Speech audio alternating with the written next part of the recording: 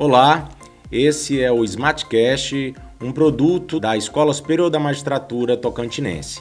E hoje nós estamos aqui com a presença do professor Irving Holanda, que veio diretamente do estado do Pernambuco, do Tribunal de Justiça do Pernambuco, tratar sobre a importância da inteligência artificial generativa aplicada ao Poder Judiciário.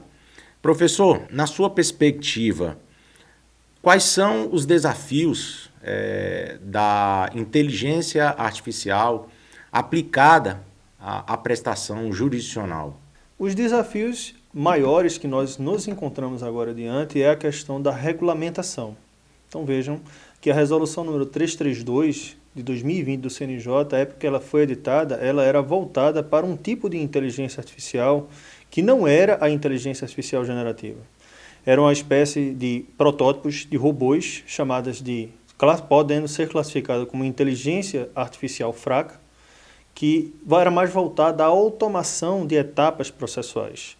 A inteligência artificial generativa ela foi desenvolvida através de um paper de Vaswani em 2017 e a grande difusão, o boom dela aconteceu em 2023. Seria o divisor de águas. Seria o divisor de águas. Existiam estudos e experimentos anteriores, mas de forma mais hermética. Mas a difusão, sobretudo, aconteceu em 2023.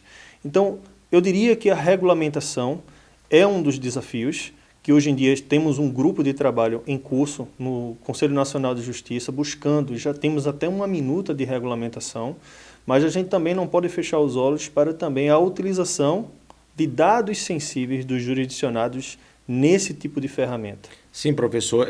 Quando você fala desse desafio da regulamentação e também o desafio mesmo da questão tecnológica em si, pois é uma inovação que veio para mudar o Poder Judiciário como um todo, esses desafios incluem também as questões éticas. Com certeza. E em que pé nós poderíamos hoje avaliar essas questões, esses dilemas éticos, quando se trata de se aplicar a inteligência artificial à resolução de conflitos judiciais? Veja, eu costumo falar todos os cursos que eu tenho oportunidade de participar.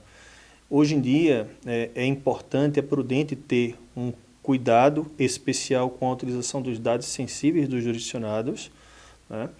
Há uma recomendação especial de não se utilizar processos que sejam de violência doméstica, de processos que envolvam menores, processo do estado das pessoas, de divórcios, etc. e tal.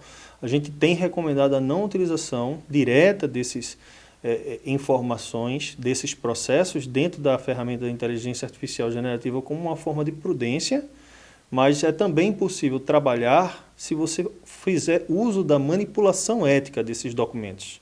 O que isso é possível através da edição. Se você baixa um processo e exclui do determinado documento, existem ferramentas para rasurar essas partes dentro do processo e você também pode fazer a impressão. Você pega um documento PDF, coloca para imprimir e suprime os dados sensíveis e deixa a ferramenta trabalhar, porque a função dela é construir raciocínio jurídico apenas com a questão que realmente importa para a solução do caso jurídico. Trabalhar com fatos, trabalhar com a construção de raciocínio, de regras, de normas, mas desprezando a utilização desses dados sensíveis. Na sua visão, como que a inteligência artificial generativa ela pode contribuir para a democratização do acesso à justiça? Veja, o que nós temos aqui é um panorama totalmente novo. Existe uma interrogação muito grande no impacto que essas ferramentas vão causar no curso do processo. O que eu posso lhe dizer é que, com base no Justiça em Números do Conselho Nacional de Justiça, o nível de litigiosidade do Brasil, com certeza, é um dos maiores do mundo, perdemos apenas para a China. Em épocas de processos físicos, o tempo médio de duração do processo era em torno de 10 anos. Depois da implementação do processo judicial eletrônico, no caso aqui do estado de Tocantins, o EPROC, a virtualização do processo, esse tempo de duração na tramitação, a duração razoável do processo, ela reduziu-se para 3 anos e alguns meses.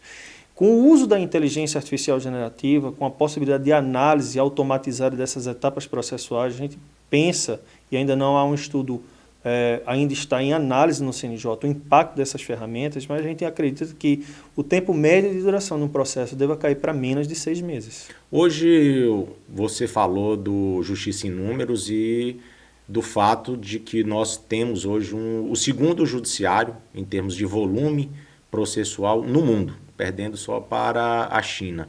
E não poderíamos deixar de falar também aqui das demandas repetitivas, das ações maciças. A inteligência artificial ela terá um potencial de resolução desses conflitos repetitivos que, de uma certa forma, vai dar espaço para que o juiz possa cuidar daqueles casos sensíveis. Vocês que trabalham diretamente nesse desenvolvimento dessas ferramentas, conseguem enxergar esse ganho de produtividade? Com certeza. Veja, em Pernambuco a gente já tem protótipos de inteligência artificial, não da inteligência artificial generativa, mas nós temos, por exemplo, o Bastião, que foi um dos vencedores do Prêmio de Inovação do CNJ, que serve justamente para catalogar, né, classificar essas ações que são adaptadas a esses julgamentos de observância obrigatória. A utilização da inteligência artificial generativa, ela não associada a esse protótipo, ela pode diminuir consideravelmente o tempo da duração do processo, que já tem um enviesamento através desse robô chamado Bastião, e após essa leitura, essa classificação, há a possibilidade de encurtamento. Eu diria que é questão de dias apenas, não é nem questão de meses, a duração razoável desse tipo de análise. A inteligência artificial, ela, como já demonstrado, ela tem esse potencial de contribuir para com uma prestação jurisdicional, para com um poder judiciário mais eficiente. E quando a gente analisa sobre essa perspectiva, nós estamos numa análise quantitativa. Sim. Mas não podemos também deixar de lado a perspectiva da qualidade. Você acredita que a inteligência artificial ela possa proporcionar uma justiça mais eficiente sob o ponto de vista da qualidade da prestação jurisdicional que é entregue? Sem dúvida alguma, eu estou convencido disso. Veja, dentro da ferramenta da inteligência artificial generativa existem algumas técnicas que é possível implementar junto a essa ferramenta para transferir para a máquina, tanto quanto possível, a persona. São um dos conceitos muito importantes dentro de trabalhar de forma eficiente com a inteligência artificial generativa, é você trabalhar com persona, é você trabalhar com temperatura, verbosidade, paleta de estilo, paleta de tom. Quando eu falo paleta de tom, eu estou dizendo que é possível transferir para a máquina dentro de um processo que a gente chama de mimetização, tentar levar a máquina a adotar um tom emocional de empatia, típica da sensibilidade humana, para que ela possa tentar reproduzir aquele tipo de argumentação de forma descrita, com base nos modelos pessoais do usuário e adotando um tom mais emocionado, empático. Eu dei o exemplo hoje de, eventualmente, essa ferramenta está sendo utilizada, por exemplo, para o julgamento de um processo de um paciente terminal com câncer. É possível você pedir para a máquina adotar um tom empático para demonstrar essa sensibilidade, o compadecimento, a compaixão, que é típico da escrita do ser humano na ferramenta. Sendo importante registrar que quem toma a decisão é o ser humano. É ele quem está dando o direcionamento para a máquina, que apenas está substituindo na construção do raciocínio. Mas quem toma a decisão é o usuário final, é o magistrado. E na construção da minuta é o assessor, é o magistrado, é o desembargador. Sim, e só para explicar para aqueles que não entendem os termos técnicos, quando você fala de persona, na verdade é a possibilidade. Pode explicar para a gente o que é essa ferramenta da persona na inteligência? Claro, com certeza. Veja, a persona é quando você, dentro do macrodados da inteligência artificial, você tem uma quantidade absurda de dados, todos ali congregados. das mais variadas áreas do saber. Então você tem medicina, tem matemática, tem química, tem biologia, tem literatura, tem história. Todas essas informações, quando você adota a persona, você está dizendo para a máquina fazer uma espécie de filtro para utilizar informações apenas úteis para a persona que você está adotando, que você está escolhendo. Quando eu falo adote a persona de um juiz de direito, ele entende que dentro daquela quantidade absurda de dados é para a máquina filtrar as informações apenas do profissional, juiz de direito, que é uma autoridade, o sistema reconhece como uma autoridade, e ele vai trabalhar com o quê? Com leis, com processos, com redação jurídica, geralmente técnica, formal, persuasiva. Então é esse estilo de escrita que vai ser adotado. Por exemplo, seria possível, na ferramenta da IA, eu carregar o meu currículo profissional na ferramenta e criar uma persona, que seria uma espécie de um robô que trabalha, que é uma ferramenta à disposição da prestação jurisdicional, que vai ter como embasamento profissional tudo aquilo que eu carrego no meu currículo. Isso seria possível? Sim, seria. Inclusive, nós temos exemplos em Pernambuco, né? O professor Alexandre Pimentel, dentro do seu gabinete, ele utiliza dentro da sua persona, da sua máquina, o seu GPT personalizado, uma mini bio. O professor Guilherme Guimarães Carvalheira também, ele utiliza, ele é assessor do desembargador Alexandre Pimentel, ele mostra nos cursos também que é possível fazer essa mini bio, né? Pegar um resumo dessas informações, por exemplo, que estão constantes do currículo Lattes do desembargador Alexandre Freire Pimentel, para serem utilizadas nessa persona. O professor Haroldo Carneiro Leão Sobrinho também faz uso dessas técnicas. Isso aumenta a congregação de informações úteis. Como a gente fala no curso, é importante dizer à máquina a sua contextualização. É muito importante a estruturação de um prompt bem feito.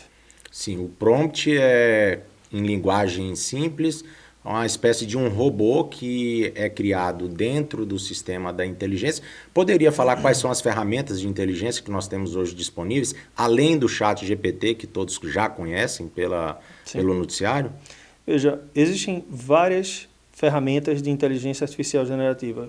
Quando as pessoas falam inteligência artificial generativa, atualmente é até comum as pessoas associarem como se fosse um sinônimo de chat GPT. Mas não é bem por aí. ChatGPT é a ferramenta da OpenAI, que é a empresa que lançou o ChatGPT, mas existem outras diversas ferramentas, como o Gemini, como o Copilot da Microsoft. O Gemini é do Google, existe o Cloud da empresa Anthropic, existe o Grok, que agora é a empresa lançada por Elon Musk. Né? Existem várias outras, existe o Mistral. Quem utiliza o WhatsApp também tem a oportunidade de ver a inteligência artificial da Meta, o Llama. Então, são várias ferramentas e por causa dessa corrida das Big Techs, realmente é impressionante o avanço e todos os dias a gente vê surgindo mais. Existe também, acabei de lembrar outra. Então, existe o Perplexity. Então, são várias ferramentas, não apenas o ChatGPT. Sim. Professor, e diz aqui para a gente como tem sido a experiência de compartilhar aqui na ESMAT todo o conhecimento e toda a experiência de vocês lá no Tribunal de Justiça do Pernambuco, nesse intercâmbio aqui com a turma da ESMAT. Nós já estamos na segunda turma, né? Segunda turma. Como tem sido essa experiência? Olha, eu só tenho a agradecer. A experiência tem sido maravilhosa, que a Tocantins tem me recebido de uma forma muito calorosa, povo muito receptivo. Eu tenho esse benefício, esse privilégio de estar participando dessas turmas. E só tenho a elogiar porque eu vejo que no momento que a gente começa a explicar, os alunos são muito participativos, muito interessados. A estrutura da ESMAT é fantástica também. E eu acho assim, é aquela coisa de você estar no lugar certo na hora certa. Eu acho que, por ocasião do Copedem, lá em Pernambuco, o desembargador Marco me fez o convite para a primeira turma. Eu fiquei muito honrado e tenho essa inexpressável felicidade de estar podendo participar e contribuir. Porque a ideia, quando a gente vem falar desse tipo de curso, não é apenas dar o conceito. é mostrar os conceitos que são tão importantes, tão caros para o funcionamento da ferramenta, compartilhar conhecimento. Porque dentro dessas ferramentas a gente tem a missão de primeiro fazer o nivelamento e compartilhar prompts. Porque se você chegar e só mostrar como é que funciona, mostrar a mágica acontecendo sem explicar como é que faz o truque, aí as pessoas ficam perdidas. Então, eu me sinto realmente honrado, privilegiado de poder participar desses cursos, difundir o conhecimento que a gente já tem aplicado em Pernambuco e eu fico sempre feliz e à disposição para participar de quantos cursos forem necessários. Sim, e para a gente finalizar, a inteligência artificial generativa é um caminho sem volta. E para o Poder Judiciário é também um caminho sem volta? Eu não tenho dúvida alguma que a implementação da inteligência artificial generativa é um processo irretroativo. A gente está diante de uma ferramenta que já está modificando toda a estrutura de se tratar o direito. E eu digo isso, né, a olhos vistos porque a gente percebe como isso tem sido um entusiasmo do judiciário. Fez com que, por exemplo, ministros do Supremo Tribunal Federal, o ministro Luiz Fux fez declarações elogiosas a essas ferramentas, o ministro Luiz Roberto Barroso também falou que tinha Big Techs oferecendo soluções jurídicas através de inteligência artificial generativa. E só nesse ano a gente já teve cerca de 6 modificações dentro das ferramentas. E eu posso até nominar algumas. Por exemplo, em 3 de outubro houve o lançamento do ChatGPT com Canvas, que é uma possibilidade de você interagir de forma muito mais... uma interação de usuário e máquina muito mais significativa, muito maior. Nós tivemos no dia 31 de outubro o lançamento do Search GPT, ou seja, a integração de uma ferramenta de pesquisa em tempo real com a internet dentro dessas ferramentas de inteligência artificial generativa. Então essas 2 foram as últimas só agora em outubro, mas a gente já teve várias outras. Quando estive aqui no primeiro curso, durante o momento do curso, né, o curso estava acontecendo e no primeiro dia do curso houve o lançamento do O1, de uma ferramenta do ChatGPT que tende a modificar toda a forma. Eles zeraram a contagem. O O1, também chamado de Strawberry, ele utiliza uma técnica de reflection para poder fazer com que a máquina simule a forma de raciocínio humano. Então ela é programada para pensar muito mais antes de responder. Então, em vez de fazer a resposta em segundos, ela passa um tempo criando uma linha de raciocínio por trás para poder formular a resposta. Então, essa é a ferramenta atualmente mais poderosa da OpenAI, voltada para resoluções de questões mais complexas. E por aí não para. Então, a gente não está assim, só em um ano, eu posso nominar aqui 6 inovações tecnológicas que sempre estão tendendo a aumentar essa utilidade das ferramentas. Perfeito, professor. Muito obrigado pela sua participação aqui em nosso SmartCast. E com certeza o Poder Judiciário seguirá firme e com a ideia principal de que a inteligência é uma ferramenta a ser empregada na prestação jurisdicional, que não vai substituir o papel do magistrado, o papel da assessoria, o papel do ser humano que se preocupa com a vida, o patrimônio, a liberdade das pessoas por trás dos algoritmos, por trás dos números dos processos. É uma ferramenta tecnológica avançada para uma prestação jurisdicional de qualidade. E dessa forma, professor, então eu passo para as suas considerações finais. Obrigado. Então, a título de considerações finais, o que eu tenho a destacar para também combater esse processo de resistência tecnológica, é salientar que a inteligência artificial generativa ela não é um substituto, ela não vai tomar o emprego de ninguém.